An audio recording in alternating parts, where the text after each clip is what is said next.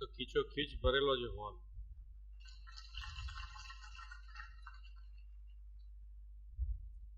આમ બોલાયા હોય તો કે હવે આવું છું ને કદાચ જ આવું ને મારા કામ છે. આજે તો આપણું પોતાનું કામ છે ને.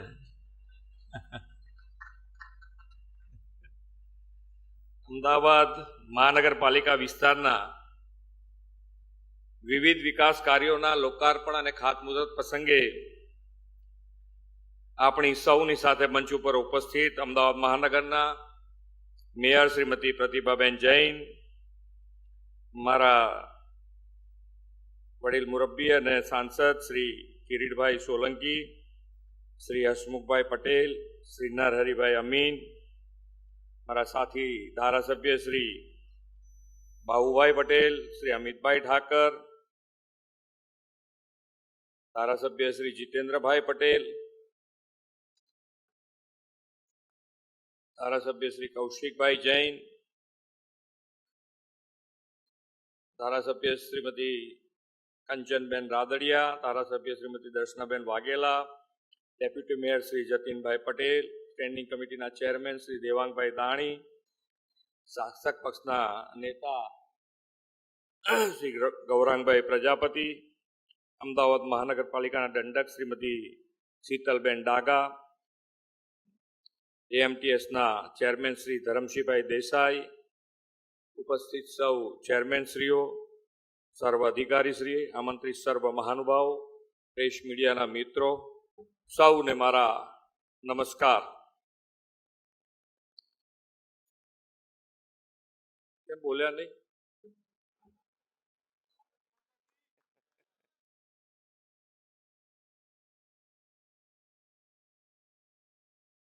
વિશ્વ નેતા અને દેશના યશસ્વી વડાપ્રધાન શ્રી નરેન્દ્રભાઈ મોદીએ દેશમાં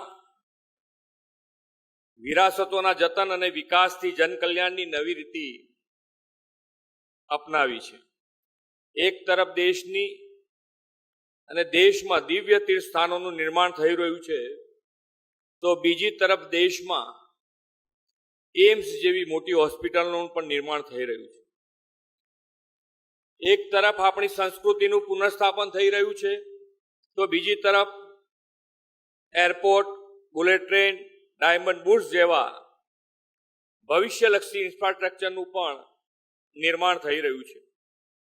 અયોધ્યા ખાતે વર્ષોથી પ્રતીક્ષા બાદ ભવ્ય દિવ્ય રામ મંદિરનું નિર્માણ થયું અને ભગવાન રામ મંદિરમાં બિરાજમાન થયા છે, તો બીજી તરફ દેશમાં પ્રધાનમંત્રી આવાસ યોજના હેઠળ કરોડો નાગરિકોને પોતાના સપનાનું ઘર પણ મળી રહ્યું છે. આ મોદી સાહેબની ગેરંટી હતી કે દેશના ગરીબોના માથે પાકી છત હોય, દેશમાં કોઈ ભૂખ્યું ન સૂવે, કોઈ ગરીબ ઈલાજ વગર ન રહી જાય. અને આજે આ બધી જ ગેરંટી આદરણીય વડાપ્રધાન શ્રી નરેન્દ્રભાઈ મોદીએ પૂરી કરી છે. અને તેના કારણે જ દેશના જન જન બધા જ બોલી ઉઠ્યા છે કે અબકી બાર 400 કે પાર. આજે નાગરિકોને વિશ્વાસ બેઠો છે કે મોદીની ગેરંટી એટલે માત્ર વચનો નહીં, પરંતુ ગેરંટી પૂરી થવાની પણ ગેરંટી. આ વિશ્વાસ પાછળ આદરણીય શ્રી નરેન્દ્રભાઈ મોદીએ સુરાજ્ય અને સુશાસનથી કરાવેલી અનુભૂતિ છે. દેશના અમૃતકાળમાં વડાપ્રધાનશ્રીના નેતૃત્વમાં સુરાજ્ય, ગુડ ગવર્નન્સનો લોકો પ્રત્યક્ષ અનુભવ કરી રહ્યા છે. આજે કોર્પોરેશનમાં અત્યાર સુધીમાં ઇતિહાસ કેટલો છે નોકરી આપવાનો એક જ દિવસમાં? આ સૌથી મોટો હશે. 900 ને એક જ દિવસે 960 નોકરી એક જ દિવસે કોર્પોરેશનમાં મળે.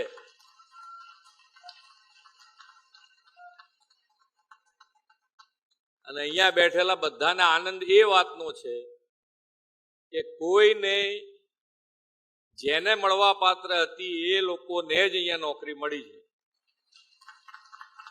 કોઈની પાછળ જવું નહીં પડ્યું હોય, કોઈને ફોન નહીં કરવો પડ્યો કે જરા આપણું જોજો.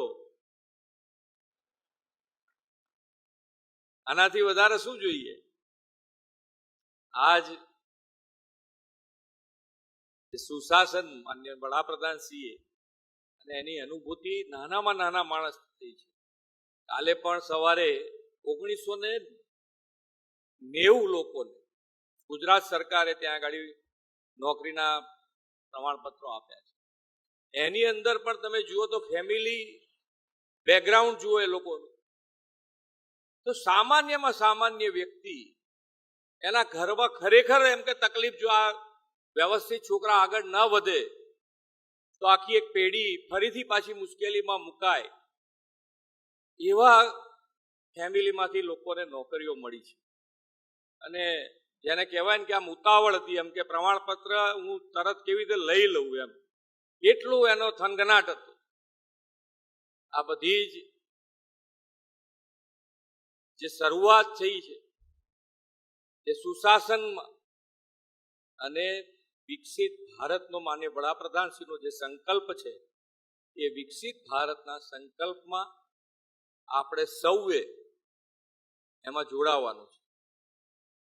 આજે અહીંયાથી તમે જે પ્રમાણે નોકરી તમને મળી છે, તો તમારું પણ દાયિત્વ તમારે હવે નિભાવવાનું છે કે તમે જે ટેબલ ઉપર નોકરી કરો એ ટેબલ ઉપર તમારી એક તો ત્યાં પ્રેઝન્સ વર્તાવવી જોઈએ. પ્રેઝન્સ વર્તાવવાની બે પદ્ધતિઓ હોય, એક તમારી પોઝિટિવનેસ અને એક નેગેટિવિટી. બે રીતે પ્રેઝન્સ તો વર્તાઈ શકાય ને, કે અહીંયા આ ટેબલ ઉપર જઈએ ને એટલે 5-6 ધક્કા તો ખાવા જ પડે. એ તમારે થવા દેવાનું થતું. એક જ ધક્કે પેલાનું કામ પૂરું થાય તો આપણી પ્રેઝન્સ. તો ડિજિટલનો જમાનો છે. ડિજિટલ એટલે ઘેર બેઠા તમે હવે ફરિયાદ કરો ને તમારો નિકાલ થાય, એ દિશામાં ગુજરાત સરકાર અને દેશ આગળ વધી રહ્યો છે. એમાં તમે રૂબરૂ આવ્યા હોય એને ધક્કો ખવડાવો એ કેટલું વ્યાજબી છે. અને એક બાજુ આપણે ગ્લોબલ કોમ્પિટિશન ઉપર આવી ગયા છે. આજે દેશ અને દુનિયામાં આપણા વડાપ્રધાન શ્રી ઉપર સૌની નજર છે કે હવે ક્યાંય દુનિયામાં કોઈ પણ જાતનો પ્રોબ્લેમ આવે તો સૌની નજર આપણા વડાપ્રધાન ઉપર છે કે ભાઈ કંઈ પણ થશે તો એમાંથી બહાર કાઢવા વાળી વ્યક્તિ જો કોઈ છે તો એ આપણા વડાપ્રધાન શ્રી છે. અને રોજ બરોજ તમે નાનામાં નાના માણસને, છેવાડાના માણસને મુખ્ય પ્રવાહમાં કેવી રીતે લાવી શકાય એના માટેનો એમણે હર હંમેશ પ્રયત્ન કર્યો. સરકારી યોજનાઓ તમે જુઓ બધી જ, તો સરકારી યોજનાઓ પણ બધી જ નાના માણસને ધ્યાનમાં રાખીને આ બધી યોજનાઓ બનાવી છે. અને સરકારી યોજનાઓ બન્યા પછી સરકારી યોજનાનો લાભ મળવા પાત્ર વ્યક્તિને અથવા ફેમિલીને મળે એના માટેનો પ્રયત્ન. પહેલા યોજનાઓ બનતી હતી ને કેટલા જણ લાભ લેતા હતા આપણને ખબર છે, કારણ કે યોજના જ ખબર ના હોય તો લાભ લેવાની વાત ક્યાં રહી. અત્યારે માન્ય વડાપ્રધાનશ્રીએ સેચ્યુરેશન પોઈન્ટ એટલે કે દરેક યોજના અને એને મળવા પાત્ર લાભ એ વ્યક્તિને 100% મળે એના માટેનો પ્રયત્ન કર્યો. આજે એમણે વિકસિત ભારત સંકલ્પ યાત્રા કાઢી અને એમાં મોદી સાહેબનો ગેરંટી રથ દરેક ગામ, ગુજરાતનો કોઈ છેડો એવો નહીં હોય કે આ રથ મોદી સાહેબની ગેરંટીનો રથ ત્યાં પહોંચ્યો હશે અને મળવા પાત્ર યોજનાનો લાભ એના ઘેર બેઠા મળ્યો. એ આ પહેલો આપણા દેશનો ઇતિહાસમાં પહેલું હશે કે એને ઘેર બેઠા એની યોજનાનો લાભ મળતો થાય, એને કાર્ડ મળી ગયું હોય, જે પણ યોજના એને મળવા પાત્ર હોય. જ્યારે આ રીતે આપણે આગળ વધતા હોઈએ અને જે અમદાવાદ શહેર છે, તો અમદાવાદ શહેરમાં આજે આપણે અહીંયાથી મેટ્રો સ્ટેશન એક બાકી હતું એનું લોકાર્પણ કર્યું છે. સાથે સાથે મેટ્રો ફેઝ 2 એનું પણ કામ ખૂબ ઝડપથી ચાલી રહ્યું છે. ત્યાં પણ મેટ્રો અત્યારે ટેસ્ટિંગ છે તે ચાલી રહ્યું છે, એટલે એ પણ જલ્દી ફેઝ 2 પણ ચાલુ થઈ જશે. BRTS હતી સૌથી જૂની આપણી લાલ બસ AMTS, અને AMTS નો ઇતિહાસ તમે જુઓ કેટલા વર્ષોથી આ અહીંયા ગાડી ચાલે છે AMTS. અને AMTS ના આધારે આજે બધા જ આપણે પ્રકલ્પો નવા જેમ આગળ ટેકનોલોજી વધતી જાય છે, જેમ આપણી સમસ્યાઓ ક્યાંક ટ્રાફિકની વધતી જાય એના સોલ્યુશન માટે આપણે આગળનું વિચારીને, આપણી પાસે લીડર છે, આપણી પાસે નેતૃત્વ એવું છે કે જે આગળનું વિચારી શકે છે. અને આગળનો વિચાર કરીને આજે બધાને ખબર છે કે આપણે ફોન હમણાં અત્યારે હાથમાં કોઈને ના હોય અને જો બહાર મૂકવાનું કીધું હોય તો એની એમ થાય કે જાણે મારું હાર્ટ બહાર જઈને હું મારે તો પતી ગયો. પણ આ હાર્ટ એટલે કે ચિપ્સ, સેમિકન્ડક્ટર, અને સેમિકન્ડક્ટર આખો ઉદ્યોગ એ બિઝનેસ વિદેશમાંથી ભારતમાં લાવવા માટે દરેક વડાપ્રધાને એના માટેનો પ્રયત્ન કર્યો. પણ સફળતા ફક્ત ને ફક્ત આપણા વડાપ્રધાન શ્રી નરેન્દ્રભાઈને મળી. અને માઇક્રોને શરૂ થઈ ગયું છે, અને ટૂંકા જ ગાળામાં વડાપ્રધાનશ્રીના હસ્તે આપણે ધોલેરામાં પણ ટાટા ફેબ બનાવવાનું શરૂ કરવા જઈ રહ્યા છે. એટલે તમારું હાર્ટ બંધ ના થઈ જાય એનું પણ પૂરતું ધ્યાન રાખ્યું છે. એટલે જે પ્રમાણે આપણે ફ્યુચરનો વિચાર કરીને, ભવિષ્યનો વિચાર કરીને વડાપ્રધાનશ્રી જે રીતે આગળ વધી રહ્યા છે એ પ્રમાણે વિકસિત ભારતની જે મોદી સાહેબની ગેરંટી છે એ ગેરંટી કોઈ રોકી શકે એમ છે નહીં. આજે ઘણા બધા કામોના લોકાર્પણ થયા છે, ખાતમુહૂર્ત થયા છે, રોડ રસ્તા તો થતા જ હોય છે, પણ સાથે સાથે ગાર્ડનથી માંડીને આજે બોન્સાઈ શું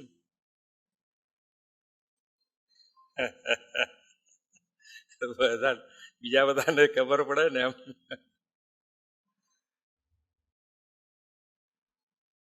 એટલે ખૂબ આવાસોનો હમણાં 2 ઘટના ગુજરાત માટે બહુ જ મોટી બની છે. હમણાં ટૂંકા ગાળાની વાત છે, બાકી તો બન્યા જ કરતી હોય છે. એક તો ગયા અઠવાડિયે ગુજરાતમાં 1,10,000 કરોડના વિકાસના કામોના ખાતમુહૂર્ત અને લોકાર્પણ માનનીય વડાપ્રધાનશ્રીએ કર્યા.